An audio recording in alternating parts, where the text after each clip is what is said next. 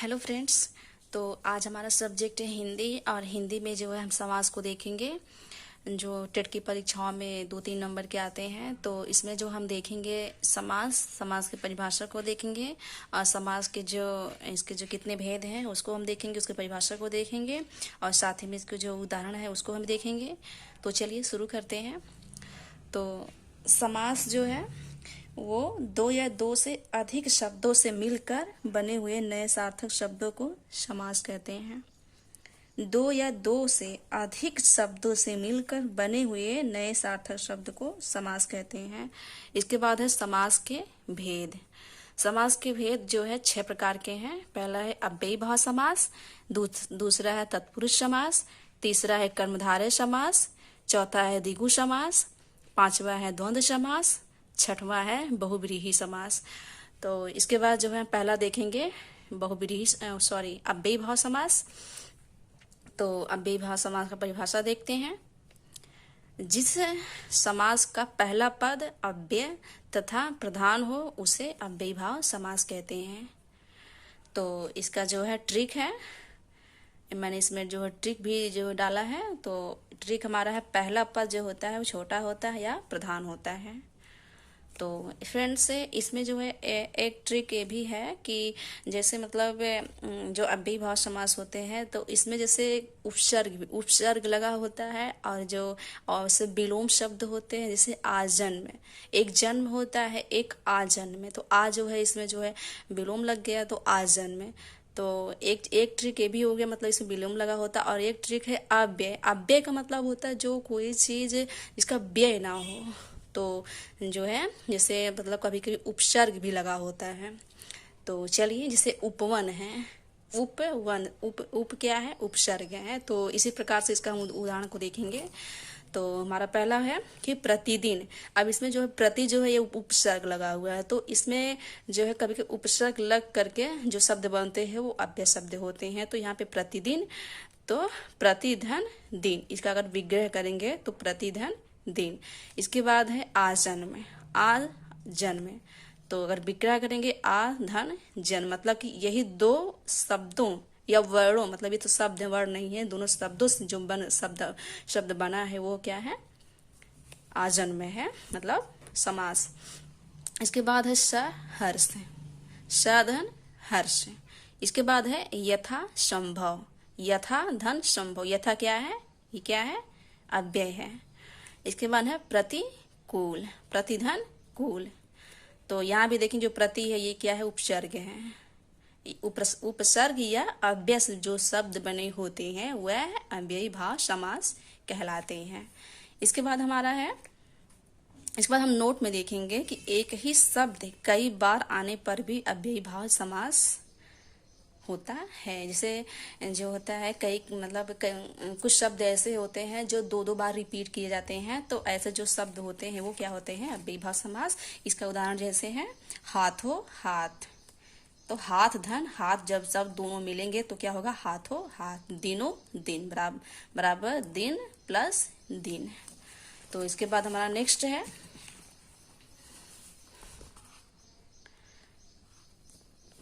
है, हमारा तत्पुरुष समास।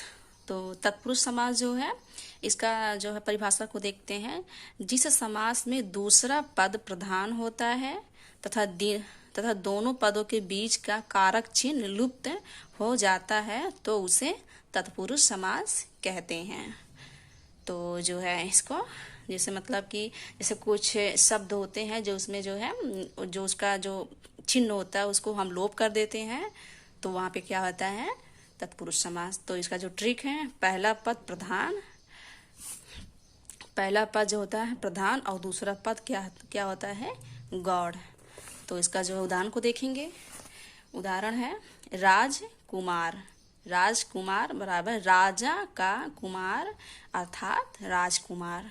इसके बाद सेकंड नंबर पे राजपुत्र, राजपुत्र राजा का पुत्र। तो इसमें जो है ये जो का जो है जो ये चिन्ह है का यही जो है इसमें लोप कर दिया गया। जैसे इसमें राजा का कुमार तो इसमें राजकुमार, इसमें राजा का पुत्र तो राजपुत्र। इसी प्रकार से है यश प्राप्त यश को प्राप्त। तो यहाँ पे जो है यही को, इसमें जो जो चिन्ह लगे होते हैं विभक्ति, ये सब विभक्तियाँ हैं, अभी मैं आगे बताऊंगी। तो जो ये विभक्तियाँ हैं इसको जो है हम इसको लोप कर देते हैं, तो जो शब्द बनते हैं वही जो है तत्पुरुष समास कहलाते हैं। इसके बाद है थर्ड नंबर पे करुणा पूर्ण, करुणा से पूर्ण। तो जो ये से है, ये जो से है इसी को हम लोप कर देंगे तो क्या होगा, करुणा पूर्ण। इसी प्रकार से पाप मुक्त, पाप से मुक्त। इसके बाद जो है हम इसमें देखेंगे तत्पुरुष समास के भेद। तत्पुरुष समास के जो है वो 6 भेद हैं। तत्पुरुष समास के 6 भेद हैं। नंबर 1 है कर्म तत्पुरुष। कर्म तत्पुरुष का जो पहचान, जो उसका चिन्ह है वो को होता है, को का लोप कर देते हैं। इसके बाद सेकेंड नंबर पे है कर्म तत्पुरुष। कर्म तत्पुरुष पे से का लोप करते हैं। इसके बाद संप्रदान तत्पुरुष में के लिए का लोप करते हैं।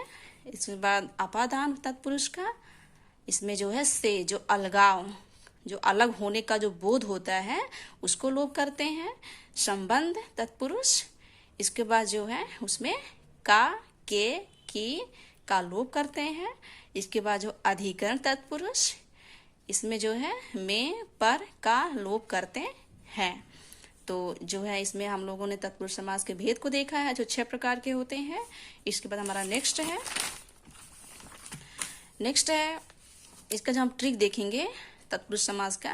जो पहला पद होता है, सॉरी फिर से देखते हैं, इधर एक छूट गया।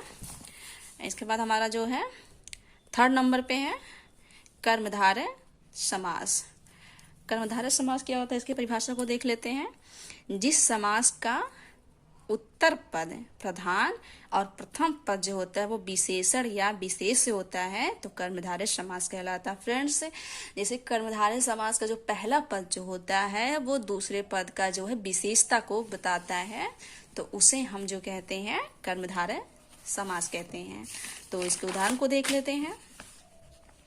फ्रेंड्स, अगर आप लोगों ने जो है इसके जो है जो तत्पुरुष के जो नाम है, जैसे तत्पुरुष जो समास के जो नाम है, जैसे कर्मधारय हुआ, तत्पुरुष हुआ, बहुव्रीहि हुआ, द्वंद्व, अगर आप परिभाषा को अच्छी तरीके से अगर जान गए ना तो एग्जाम्पल कितनों भी कठिन देगा या सरल देगा तो आप उसको एग्जाम्पल देख करके ही कर ले जाएंगे। तो जो है कर्मधारय समास का जो ट्रिक है ये मैंने जो लाया है, पहला पद विशेषण या विशेष और दूसरे पद की तुलना होती है। मतलब जो पहला पद होता है वो विशेषता बताता है किसका, दूसरे पद का। तो चलिए इसका जो उदाहरण को देखते हैं। उदाहरण है चरण कमल।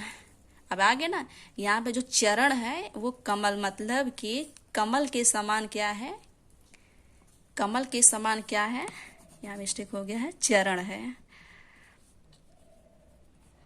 तो कमल के समान क्या है, चरण, तो चरण कमल।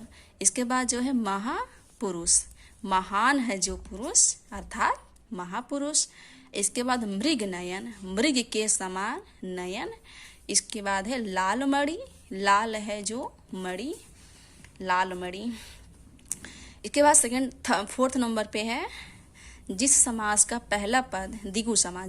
द्विगु समास का जो परिभाषा है, जिस समास का पहला पद संख्यावाचक होता है और द्विगु समास कहलाता है। तो इसमें जो है ट्रिक है, संख्यावाची शब्दों का प्रयोग होता है।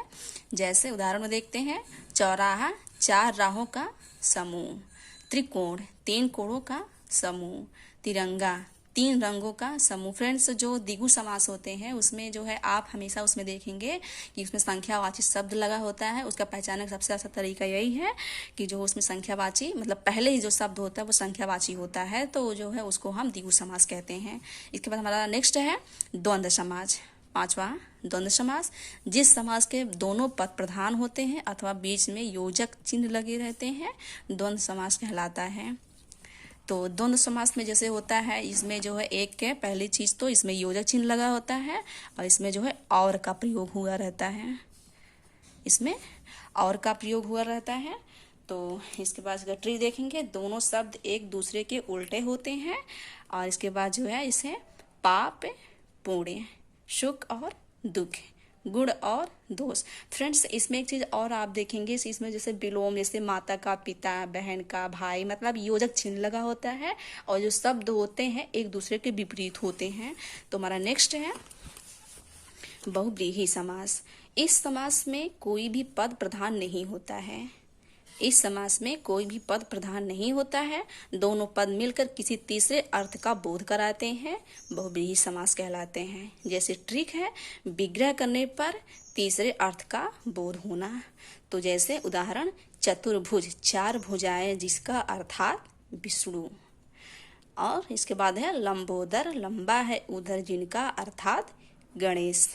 इसके बाद है दशानन, 10 है आनंद जिसके अर्थात रावण। तो फ्रेंड्स जो बहुव्रीहि समास होते हैं, जैसे पहला पद और दो जो है पहला पद और इसके बाद उत्तर पद जो होता है, दोनों को मिला करके किसी तीसरे का अर्थ का बोध कराते हैं, तो उसे हम बहुव्रीहि समास कहते हैं। तो जो है हम लोगों ने समास को देख लिया, समास की परिभाषा को देखा है, समास के कितने भेद होते हैं उसके जो है हर पार्ट को देखा है। तो आई होप कि आपको पसंद आया होगा। पसंद आएगा तो वीडियो को लाइक कीजिएगा, शेयर कीजिएगा। धन्यवाद।